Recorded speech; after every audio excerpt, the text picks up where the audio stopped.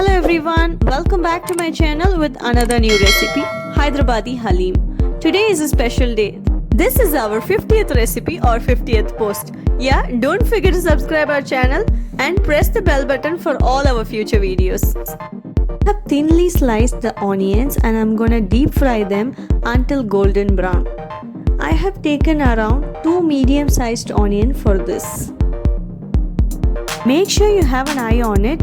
When you get the right color, quickly remove it from the oil, otherwise it will tend to burn.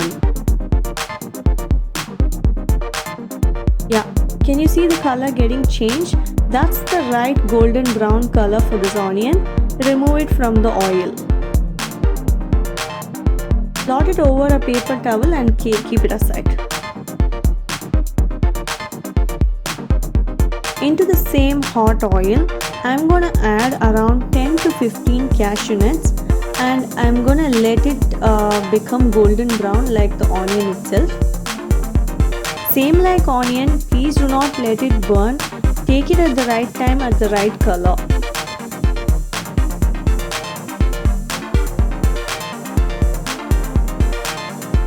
Yeah, this is almost ready.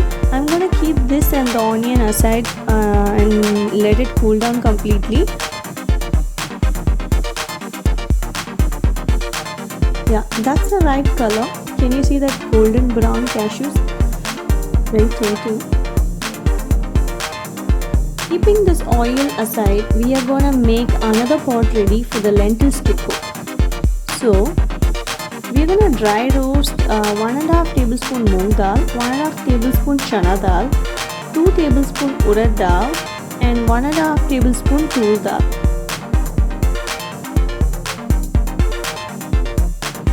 Keep stirring until the color changes and the aroma arises from the lentils. Keep stirring the lentils. Make sure you do not burn it. And please be very careful. So now the color has started to change.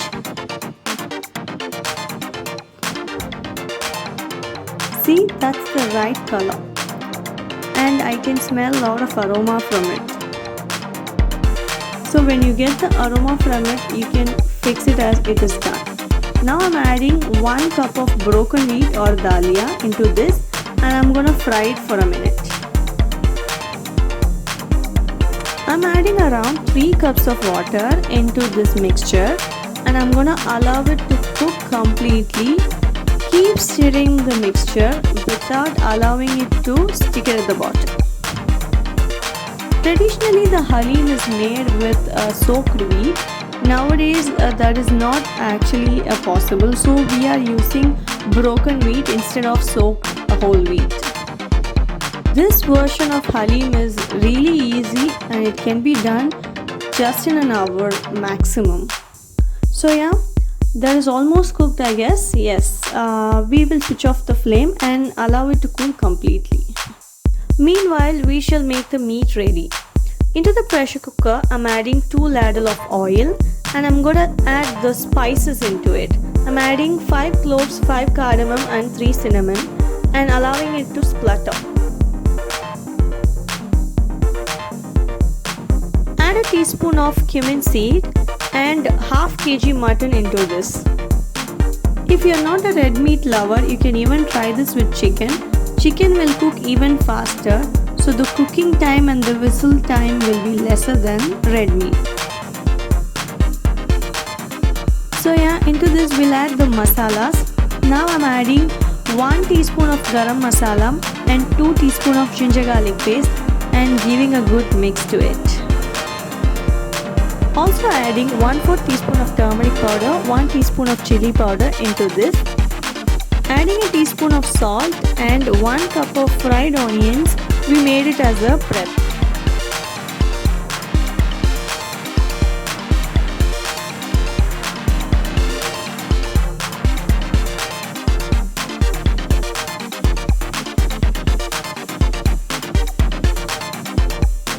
Adding around half cup of thick curd into this mixture and giving a good mix.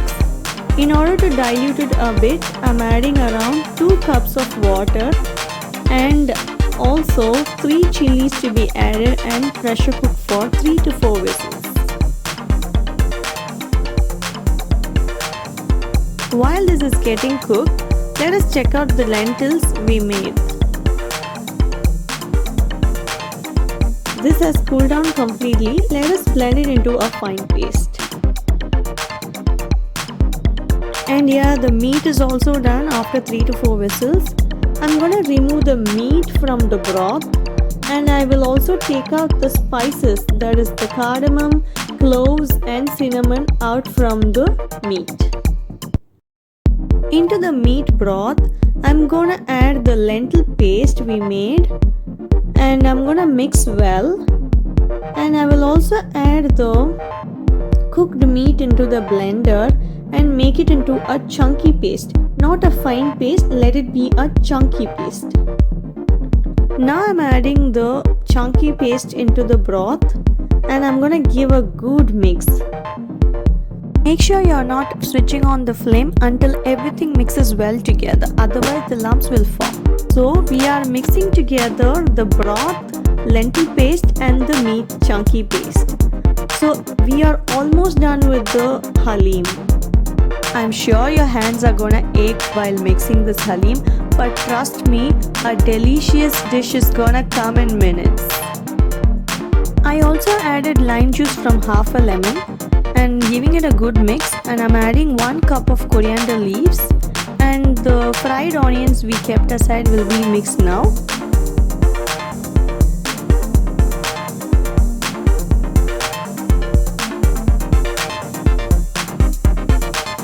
Do not add all the fried onions into this, have some for garnishing at the end. As we already added salt while cooking the meat, you can check at this point. If you really need more salt into this, you can add at this point.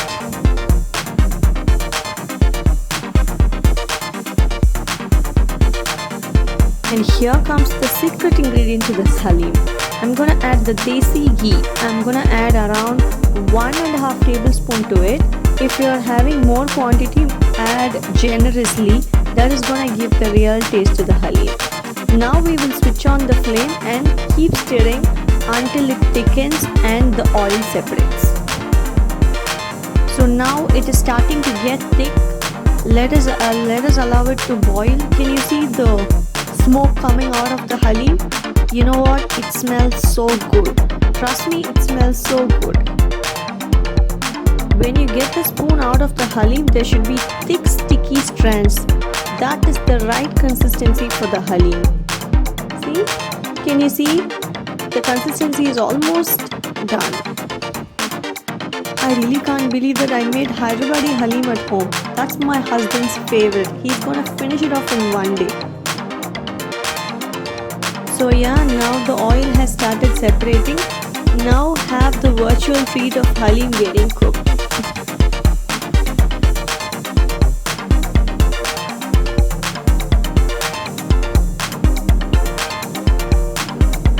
Isn't it yummy? It looks so yummy, right?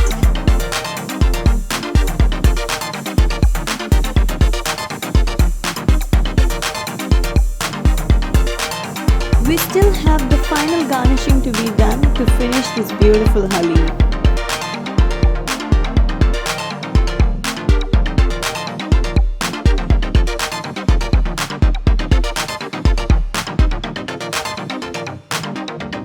So into this hot halim, I'm gonna squeeze out few drops of lime juice and a teaspoon of ghee. Can you see the ghee getting melted in this hot halim?